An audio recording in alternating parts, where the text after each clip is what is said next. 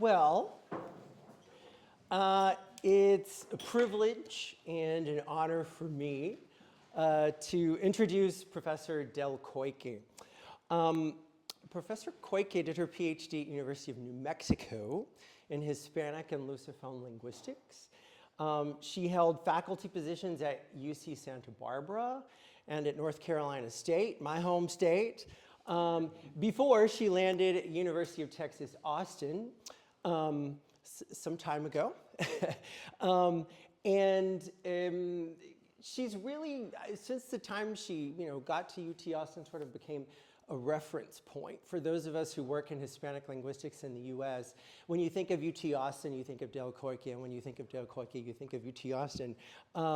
So there's a sort of long Del Koike tradition, right, at UT Austin and in Hispanic linguistics. At UT Austin, she's taught undergrad courses in all areas of Hispanic linguistics, pretty much. Graduate seminars regularly on Spanish second language acquisition, topics in pragmatics, which is her main field of expertise, discourse analysis, interaction, conversational analysis, language variation, multilingualism, and heritage language learning. She's author of the book Language and Social Relationship in Brazilian Portuguese, The Pragmatics of Politeness. She's edited 8 volumes on the version of her CV that I got my hands on. There may be another one since then from the past year, I don't know. She's 8 volumes on topics of pragmatics, discourse analysis, and second language acquisition, interaction. Some of the titles are Routledge Handbook of Spanish Pragmatics. If you're interested in pragmatics discourse analysis, check that out, it's excellent. Pragmatic variation in first and second language contexts, dialogue in Spanish, studies in functions and contexts, and several others. She's co-authored 4 textbooks that are widely used in the US and maybe beyond, I'm not sure. I counted on her CV around 60 refereed articles, book chapters. She's involved in numerous internet-based projects that are related to Spanish language teaching, learning, assessment. She's on the editorial board of the Journal of Spanish Language Teaching that's published by Taylor and Francis, the Corpus Pragmatics Journal. And since 2016, so for about 7 years now, she has been series editor of Routledge Studies in Hispanic and Lusophone Linguistics. And that's a great series if you're interested in Hispanic linguistics, or you're not interested in Hispanic linguistics, it doesn't matter. You should check out the Routledge Studies, or Routledge, I never know. Rutledge, you say? Rutledge, yeah. Routledge Studies in Hispanic and Lusophone linguistics. In addition to all her scholarly work, there's an impressive range of service activities on her CV, to the department, to the profession. I know she's led study abroad programs for students for many years. And I'll just say on a personal note before she takes the stand here, that she's not just an extraordinary scholar and researcher. She is an exceptional mentor and a colleague in the field. She's directed, are you ready for this? 45 PhD dissertations. I can't imagine, yeah. 45 PhD dissertations. And she's still directing dissertations right now, even though she became Professor Emerita a year ago, 2 years ago. Yeah. This is very personal, published my very first article in a referee journal 25 years ago, with the help of Professor Del Koike. And Del Koike was not the journal editor. She was not my professor. I met her at a conference. We started talking about a paper I had presented after the conference. And she said, oh, maybe you should think about this. You might, right? And she said, I'll be willing to read the paper if you'd like. So I said, God, did we have email back then? I guess we did. Did I email you the paper? I can't remember when all this starts, right, with the internet. But somehow she got her hands on my paper, and that was truly a blessing for me. You can be religious or not, but that was a blessing for me because the comments and suggestions and feedback that she gave me are what led that to be published. And like my experience, I know many people who've had that experience with her in the field. She is truly a mentor, a teacher, and a colleague. And just up until last year, she's series editor of my book that came out last year with religion. So she's still in that role. And so it's really, I'm thrilled to introduce her. And for those of you who didn't know her already, I'm thrilled that you'll now have the opportunity to know her. Professor Koike. Oh, that's your water.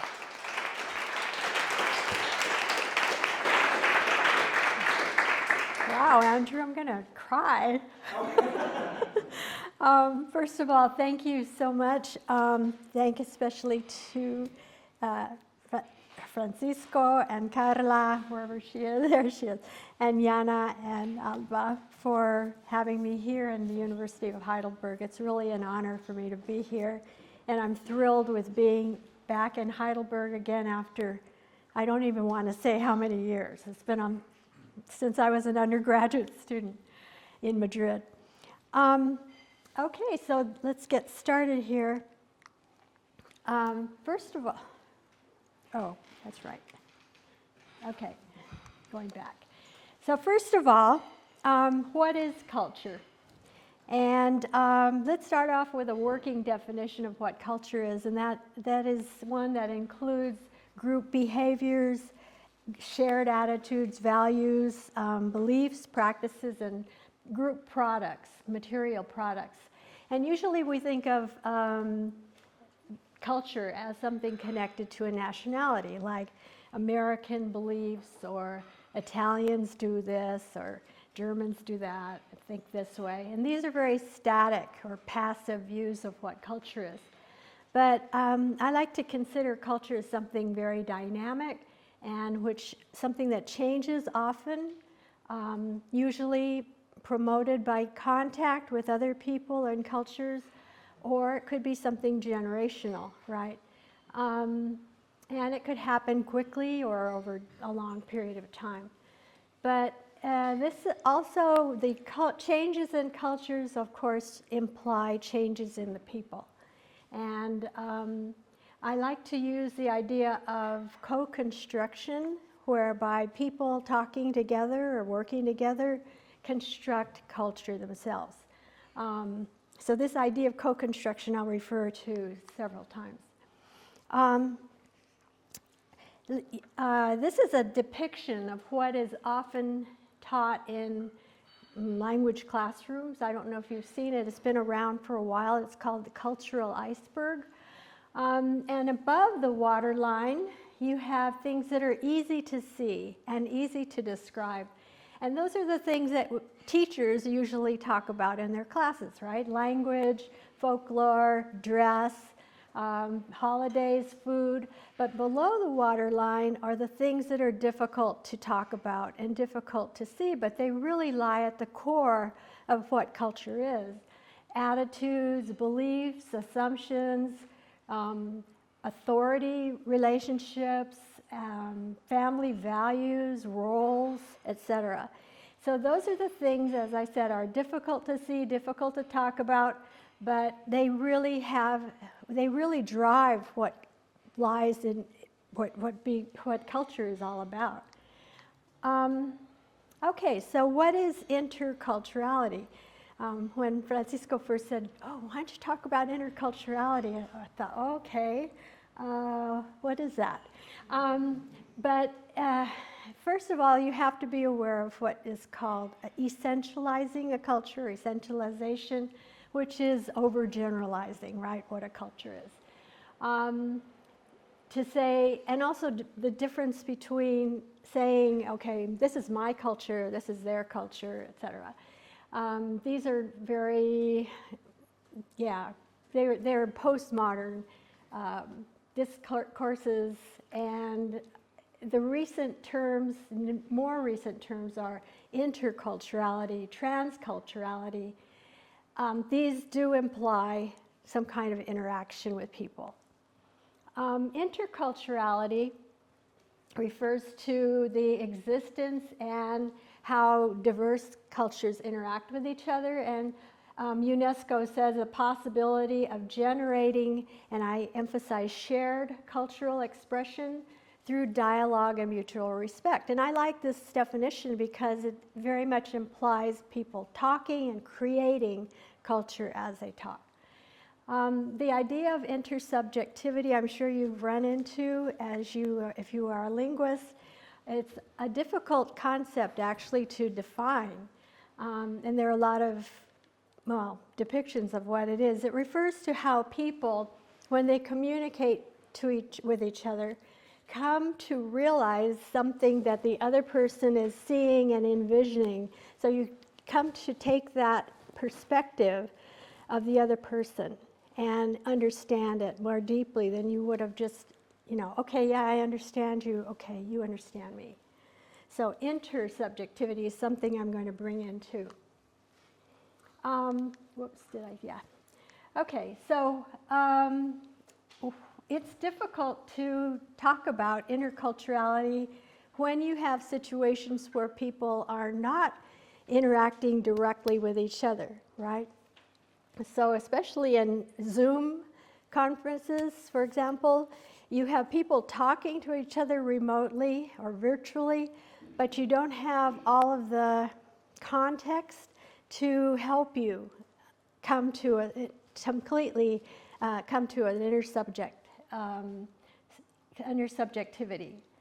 So those kinds of situations do create problems, especially, also in face-to-face communication, we run into situations where we don't really come to see the way the other person is trying to depict meaning. This applies to a lot of different fields. I mean, we have things like engineers working in teams, or doctors and patients from different cultures, student-teacher encounters. Those are all situations where you have to try to get the person to see your point of view, or try to communicate it well enough to where they buy into it, right? The people's goals in those situations will be different. Some of them really do want to understand the other person more deeply. Other people just want to get the message and get the heck out. So there are different degrees of interculturality that could happen. So a goal, I would say, would be to try to have some kind of intersubjectivity and identity. And there, again, we're going to find different people who want different degrees of interculturality. Maybe they just want to talk to the other person and get their point across. Maybe they don't really want to understand the other person very deeply. Of course, we all want to get to a place where we're communicating effectively and well, but it's not always possible. And Myers says it's intersubjectivity and interculturality is to understand not just how people from one's own culture experience people from another culture, but also how they perceive one another. So the idea of perception is also important, and as it's not just one way. This, I thought, was a way to show you me. Okay, I think of myself as an intercultural self because I'm a third-generation Japanese American. That's a sansei, as you probably know, some of you know. At the top you have our turkey, which we eat for Thanksgiving, which you just did last week. You missed out on it, you were here. I ate Wiener Schnitzel in Vienna. Okay. Well, what's better? And then it wasn't very uncommon on our parents' table to have also sushi there, right? Because they are second generation. They were the bilingual generation between my grandparents who came from Japan and then the ones who had to negotiate the American way of life, etc. Then I grew up in a barrio, in a neighborhood of East Los Angeles that's heavily Hispanic. All my friends were Hispanics, and the neighbors would come over and bring tamales. You know, that was part of our Thanksgiving dinner too. So that's how I think I got an intercultural self or intercultural awareness just growing up in East Los Angeles. I ended up speaking more Spanish. I don't say I speak Japanese, probably because in part from the war, and my parents didn't want us to speak Japanese. So I learned Spanish. Okay. There are a lot of different cultures, approaches to interculturality, and Myers presents this. It's a kind of a complex diagram, so I'm not going to explain everything on it. Am I coming through okay? Okay. So on the top, you can split the cultures in generalized terms between the low context ones and the high context ones. And she's saying that the high context ones are the ones like Japan, where people didn't have a lot of intermingling with other cultures. You know, Japan was isolated for many years. And people didn't need to be real explicit because there's so much shared information and expectations, right? So that's Japan down there. Then on the other hand, on the top you have the US, where there's a lot of movement, a lot of immigration and people mingling and cultures mingling. And she says that you need to has a low context that's uniform, so you need to be more explicit in talking. And that has ramifications for the cultures and the language. Okay. Other approaches to interculturality, again, to show you some other examples of overgeneralization. This came from the Anglo-Dutch Translation Guide. It says, what the British say, for example, they say, I hear what you say, but what they really mean is, I disagree. But a Dutch person hearing that, I hear what you say, would say, oh, they accept my point.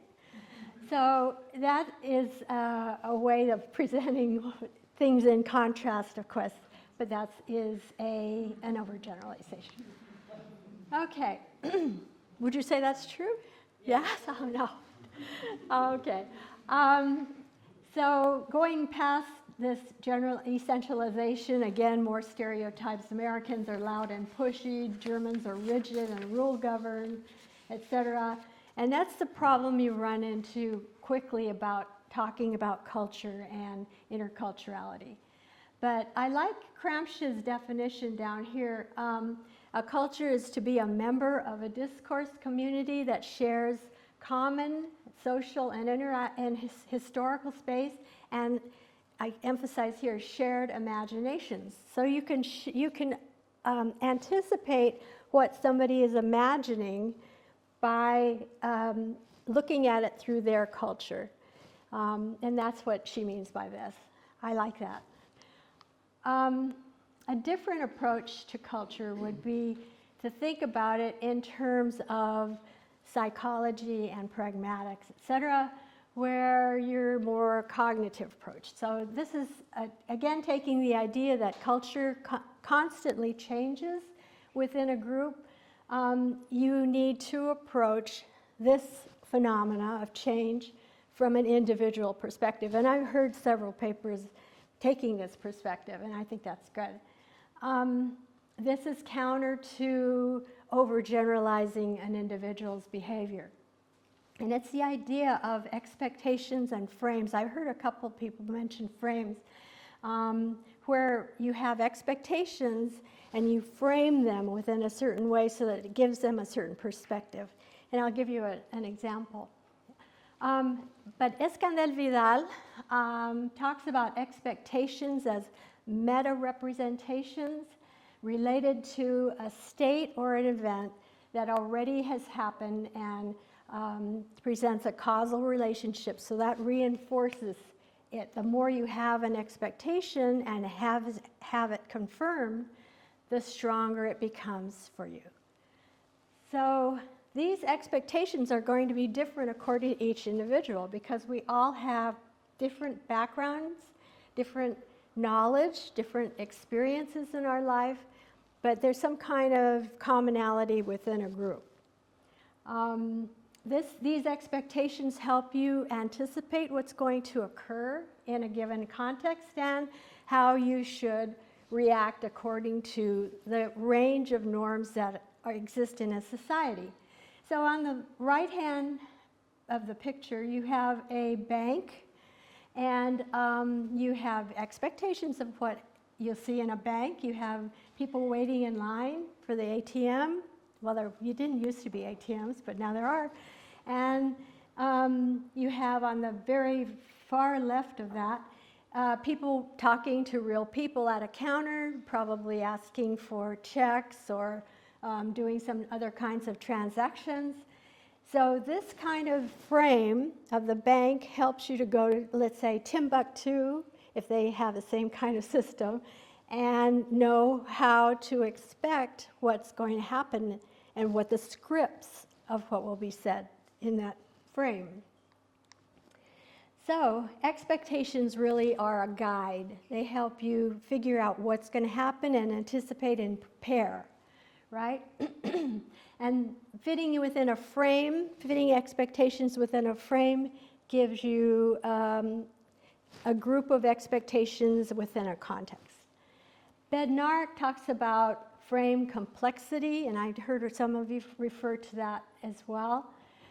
Frames are multi-layered and dynamic, and they can be changed, but they're largely not fixed, but you can anticipate what they will be. So you have lots of different kinds of frames, like bedroom frames, role-related frames, and frames within frames. So you can get really crazy with this, but here's an example of a bedroom frame. You have on the left-hand side a normal couple watching TV in a bedroom, watching TV and laughing and doing whatever couples normally do in a bedroom. And then you have on the right-hand side an ill person's bedroom, which is it's the same basic idea, but totally different dialogue will happen there, expectations, the nurse is going to attend to certain things, etc. So you have, again, the idea of frames within a frame, okay? Everyone, again, has different backgrounds, experiences, and knowledge, but within a culture, you have these ranges of desired, it's not desired, but acceptable behavior and reactions. And so we wanted to tap into that idea of finding out what the frames are, not one fixed idea, because some of you presented some data that showed that there's really no 100% or even anything close to even 80% usually behavior or beliefs. So how we decided to reach out to those kinds of ranges of behavior. With a questionnaire, your caveat would be that these represent what people expect to say in that situation. It's not exactly what they will say when they have to really do it, right? But we still can get some interesting tendencies. So here's an example of a Japanese culture at the top and then an American one in the same frame. Kazuko says, "How smart your daughter is, she won a prize for her essay." And the answer from Tomoko was, "No, she was just lucky that day," right? Then the American frame, "How smart your daughter is, she got the prize for her essay." And Lynn says, "Oh, thanks, we're really proud of her." So you have on the first example a dialogue where she's brushing off the compliment, and the second one where she's accepting the compliment, right? Totally different reactions to the same thing. And I asked my Japanese colleague why that would be in the top, and she said, well, the answer is that when you are in Japan, and there's a saying that when you have a nail that sticks above the board, you're supposed to hammer it down. And that is the same idea. You're not supposed to try to stand out from any group, right? But in the US, it's like, oh, wow, that's what I want to do. I want to be the best, right? So that's basically seeing that cultural perspective. And here's another one that recently came to my awareness. This is about complimenting. So invitations. So Sam says, how about grabbing something to eat after the talk? And Eric says, no, I got to be somewhere else, sorry.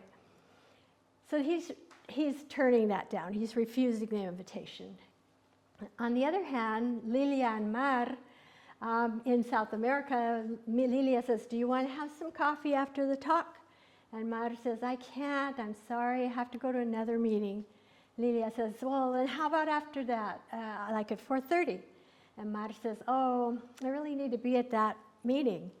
And Lilia says, well, I can wait till you finish. We can have dinner together. So it's this persistence, it's the insistence on the invitation that to an American would go, whoa, why is she insisting on taking me out or going out? But that's just totally different cultural expectations. So we had these questionnaires that we put out. An example would be like this. Your friend Mary seems upset and says, good grief, I have a terrible headache and I have an interview in an hour. And your first reaction is to say something like either A, it must be allergies, B, so sorry to hear this, C, it's okay, a lot of people also have headaches right before their interviews, D, what bad luck, or E, poor thing. I should say that in our questionnaire, we usually had another option where we put others so that they could say what they really thought. So we wanted to see what is going on behind those answers. Give an explanation. It must be allergies is giving an explanation. So sorry to hear this. You're trying to express some kind of sympathy or emotion. Lots of people do. Comfort them by saying they're not alone. What bad luck?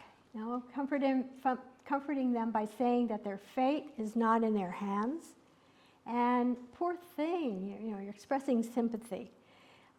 This whole thing came to my awareness when I was in Cadiz with a group of American students, and my husband and very young daughter were supposed to fly over to join me. And about a week before that happened, my husband's appendix burst. So he had to go to the hospital, and I was running around Cadiz going, what am I going to do? You know, my daughter's 8 years old. How am I going to get her over here? Or should I fly back, or, you know, and leave all these 40 students here? It was crazy. So I'm running around Cadiz telling different people what happened, and I was struck by how almost everybody said D, que mala suerte, you know, what bad luck. Because no one in the States would say that. Most people in the States would say, oh, I'm sorry to hear that, you know, that's too bad. So that kind of cultural reaction started me thinking about this whole thing. Anyways, our questionnaire was, the goal was to compile online data in different areas of the Hispanic world. And we targeted students who were studying a second language. In all the other Hispanic countries, we targeted people who were studying English. In our own country, in the US, we targeted Spanish students. So they were all L2 or L3 students, right? And those were the students. They were in Mexico, Guadalajara, Argentina, in Córdoba, and Spain in Castellón, Peru, La Universidad de Lima, etc. And we got a total of 154 Hispanic students and 35 Americans to participate. And we were pleased with that number because this was just a first shot. And luckily the professors that we contacted were really willing to do this. So the questionnaire was short, only had 20 questions, and it had some multiple choice, some open-ended answers. And the questions included linguistic topics like, what do you say in this instance? Topics of practices, what do you do in this situation? Or what do people do in this situation? Behaviors, what do you do in this situation? And points of view. An example, and one of our basic questions was this first one. What do you say on the first day of school to start an interesting, to an interesting person you see standing in the cafeteria to start up a conversation? So one of my students, graduate students, was starting to think about her thesis at this time. She said, oh, I want to take this question and use it in Brazil. So she used students from her own class at UT at Texas and students at the Universidade Federal de Minas Gerais, which is a large university in the middle of the country. And she asked that question, and these two word clouds show you basically the answers in those contexts. The top one, the main thing that students said was hi, and either what's your name or what's my name is. You know, that was the way they would start it up. Minas Gerais, Brazil, they would first say oi or hola, but then the next thing they talked about or asked about was, what are you studying? You know, que curso? So that was striking. Nowhere did you get your name. That was a major thing that just stuck out right away. So that's a very big cultural difference. These are the same results that she got at the University of Texas. Then Bahia is the second column in the very northern part of the country, and Minas Gerais in the middle of the country. You see at UT, 82% of the students used hi, less so in Bahia, and basically 60% in Minas Gerais. Talking about your name, that's huge because 50% of the students in Texas use that, whereas you hardly got anything in the other Brazilian country, in Brazil. But what you did get in Brazil was asking about what they study. So that was a very striking difference. Looking at the results we got from our own study, just Spain and Mexico, 50% spoke about hi, and in Mexico, 40%. The asking about your course, though, or what you're studying, was a lot more common in Mexico, a more stronger tendency than in Spain. And actually, what was interesting is a lot of the answers on the questionnaire were very similar for Americans and the Spaniards, but very similar within the Latin American countries.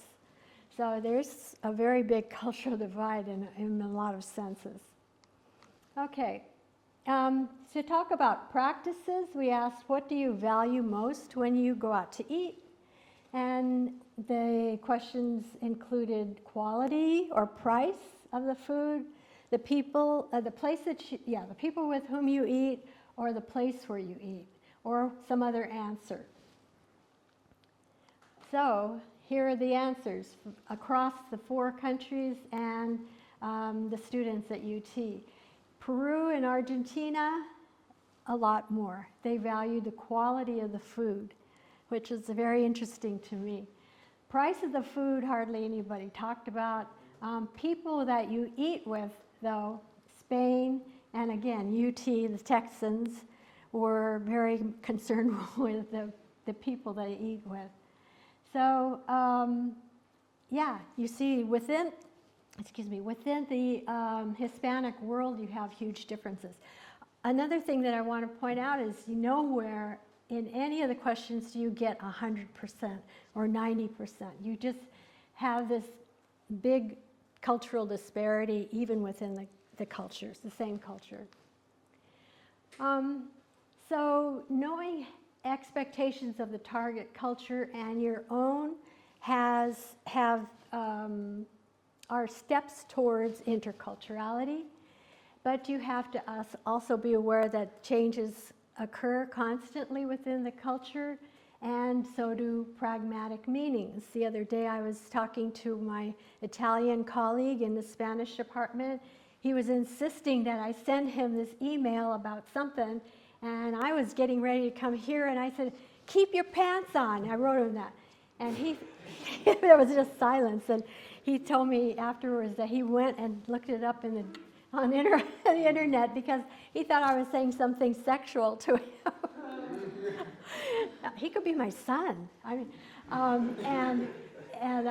yeah, no, it didn't. It just means be patient, right? So those changes occurred. That you have those misunderstandings between cultures, but even within the same generations, within the same culture, the generations don't understand, right? Keep your pants on. I don't know if all my 20-year-old students would understand that the way I meant it. It's also difficult when you talk about these values that you get on these questionnaires to identify exactly what the meaning, or what the norm, the cultural norm is, or the value. But we also have to be aware of the stereotyping. All Brazilians say this, or all Hispanics say that. And the difficulty when you're applying this to teaching, which culture do you represent? If you're in the US and you're teaching culture to your students, do you target people in Madrid who are 30 to 40-year-old middle class, middle age, or do you go to Mexico City culture who are university age, etc., educated or not educated, etc.? So you have to choose the target culture. And then it's important always, we found, to include your own culture and their answers so that the students can compare and figure out what's going on. Okay, this is another question that had to do with personal space. Oh, that came out really blurry. Anyways, on the left you have a culture where people stand in line in a supermarket a certain distance away, right? On the other hand, when they wait in line, people don't stand in line. They just kind of conglomerate around each other. Let's say they're trying to vote, I don't know what. And this is the custom, the expected behavior in that culture. So this is what we have to explain, for example, to ESL students, that an American behavior would be to be fit around 18 inches to 4 feet as your personal distance from the other person. And that's for good friends or people that you are family with. Whereas non-familiar people would be around 4 feet or up to 10 feet. When you're talking to a big group, you stand even further away. So you have the idea of contact cultures, non-contact cultures. What would Germany be? You don't know. What would Mexico be? Contact, yeah. But then COVID came along and everybody had to be separate, right? Okay. So interculturality, when you want to build people's expectations so that you can build intercultural steps, then you have to look for moments where they can share a perspective, right?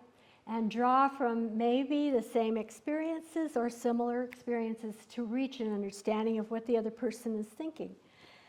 When I talk about interculturality, again, I want to differ from the terms of multiculturalism and pluriculturalism, because those two terms, for me, imply that you have coexisting cultures within the same space, but they stay largely separate and intact. Whereas interculturality, for me, is blending them. And you may then reach a hybrid culture, or what we would call not C1, culture 1, C2, but rather C3, or even C4. Okay. So how do you get to that? Well, after becoming more aware of the expectations in the target culture, what is the next step towards interculturality? And I'm proposing that we teach students to share frames and expectations through talk. And the first thing you have to do is build common ground. Now I'm going to show you an example of Andres and Susan. Here they are. Andres is Colombiano, and he had just come to the U.S. for trying to get into graduate school. Susan was an undergrad Spanish something else major, I forget what it was, and she was second year. They both did not know each other before this moment. I happened to run into Andres in a different context, and I said, hey, how about coming to my office and talking in Spanish a little bit to an undergrad? And I said the same thing to her. Do you want to meet a really nice Colombian guy and talked in Spanish? So I said, okay. So they both come, they show up in my messy office, and I handed them a sheet of questions. They picked one of them. The question was, what is the importance of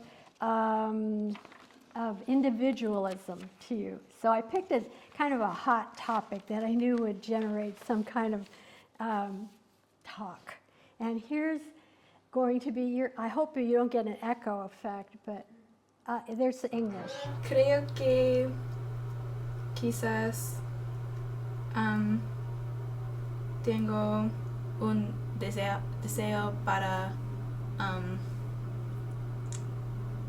ir como lejos de mi familia, porque yo no sé, es como si puedo vivir lejos de mis padres, soy un adulto. Independencia. Sí. Sí. En Latinoamérica, creo, en las sociedades hispanas, el individualismo es muchas veces sinónimo de egoísmo, ser egoísta. y creo que es por la cultura latina que muchas veces se asocia también con la persona que que no le importa lastimar a los demás con tal de lograr sus objetivos personales. Okay, so I should preface this by saying when they came to my office, they knew they were going to be videotaped, but they couldn't see a camera. So they had, surreptitiously, we're filming them. They knew, but they did sign permission. They have a blank screen, a camera like this, well, I mean a computer like this, with nothing on the screen. And it's sitting kind of in the corner. And I'm sitting on the side. My colleague was sitting on the side. That's all they saw. So then we said, okay, we're going to show you your film. And we will stop it every once in a while, and we'll ask you, what were you thinking? What were you feeling? What did you mean? So this is kind of a way to do a retrospective questioning. So here they are down in the corner watching themselves as they talk. And I'll just show you a little bit. I'm going to start off with, what were you thinking? Right there, that was key. That was, and then you, at that point, were you thinking he was off on another way of thinking, or that you really agreed with him? I mean, I agreed with him about like the difference. Yeah. But you agreed with him before this, or did you agree with him because he said that? Um, And it opened a new way of thinking to you? I mean, maybe a little bit of both. Okay.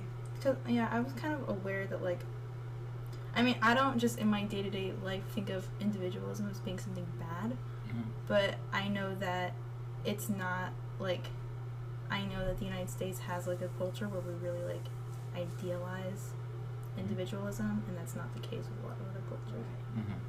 Okay. Is this the first time you actually I heard it from someone who lives in another culture. Okay. Yeah, Or from and it another happens. culture. I mean, I'm pretty sure if you go to another, I don't know, I've heard like people from Argentina have this really sense of individualism as well.